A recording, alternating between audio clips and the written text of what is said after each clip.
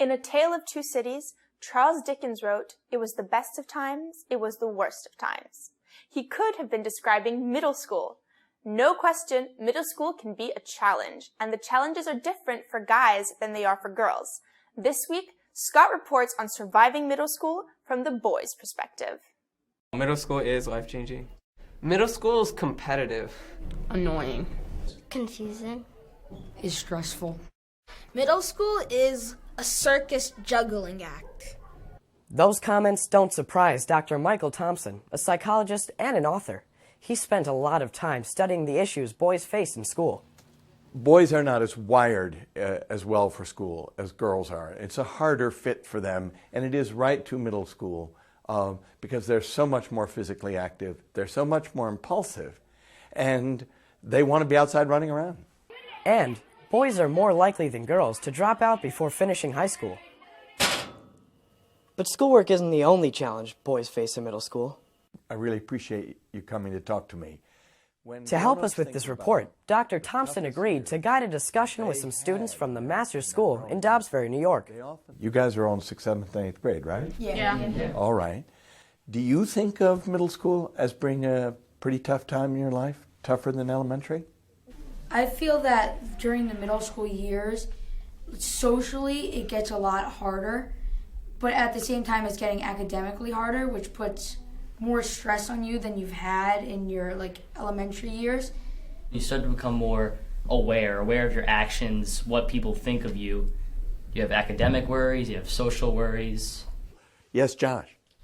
I do find middle school a little harder, and not just because of the fact that school gets harder every year as you go on. As you get older, it sometimes, for some people, it gets better because they strengthen and they get faster and stuff, but for certain people, like me, I don't strengthen stuff, and it gets worse. You're saying you've got to get more athletic, or else it gets worse. It gets worse for you. Why, Josh? Do all boys have to be a good athlete in middle school? I mean, I don't think that, but I feel that a lot of people do, and it's definitely something that I found really hard, because I wasn't the fastest, I wasn't the strongest, I wasn't the best at sports. I think in 6th grade, who's taller, who's faster, who's stronger.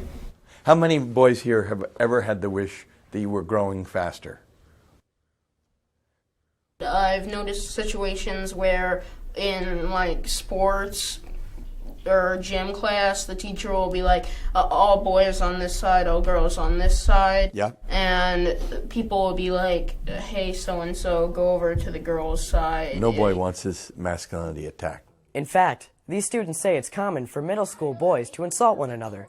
Even if only a joke, it can still be pretty hurtful. You have to be able to take a hit sometimes. From whom? Bullies or just, Are boys hard on each other in middle school? They can be, and sometimes they don't know they're being hard on each other because, I do it sometimes too. That's how we play. That's how we joke around. We'll continue this special report on surviving middle school when we return.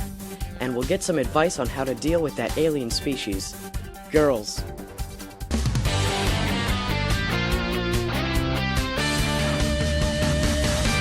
And I feel like a lot of people are sort of not conforming, but changing themselves to try to fit in.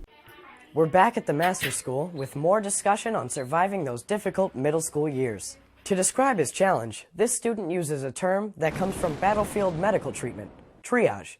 Well, I think one of the biggest worries that I have is not just finding a balance between academic work and my social life, but kind of triaging them and finding out which one is more important to focus on right now. That is definitely a big challenge for me. Mm-hmm. Triaging. That means sorting out what you're supposed to do and what's most important. It's like prioritizing? Yeah. Yeah. Then there's the issue of cliques and exclusion. So kids in middle school want to fit in, and if the group excludes you, you know you've been pushed to the side. Yeah. Experts say a good way to deal with this is to take advantage of the different activities middle school offers. Sure, there's joining a sports team, but there are all kinds of social groups available, from the school paper to music, art, chess, foreign language, the environment, and so on. Or start your own club. The point is to find a group where you'll feel comfortable fitting in. Of course, if you're lucky enough to be in a group, the nicest thing you can do is reach out. My advice as someone who's been in this a long time is be willing to reach out to those other kids who might be standing by or on that fringe. Welcome them into your circle. As for the next big challenge, you could sum it up in one word: girls. What's difficult about girls? You never really know what they're thinking, so. Can the girls hurt your feelings more than other boys can? It can be both. Some girls, they can just be really mean. Some can just exclude you from things and you don't know what you've done to them. The big difference between like girl bullying and boy bullying is that boys are much more like open about it. Right. They'll say, I don't like you and this is why. Right. But then girls are more like I'm going to speak behind your back, but in front of you I'm going to be like really nice to you. According to Dr. Thompson, there is a real difference here between boys and girls. Boys use direct aggression. They insult each other to their face, generally. Girls use indirect or relational aggression. They go behind each other's backs, or they attack each other's friendships. So, how do girls survive middle school? We'll explore that in a separate report. Meanwhile, here's some words of advice from our guys. If you get rejected, just get back up. Always be yourself and never be someone you're not. You have to stay strong. But also be nice, like try to get along with everyone.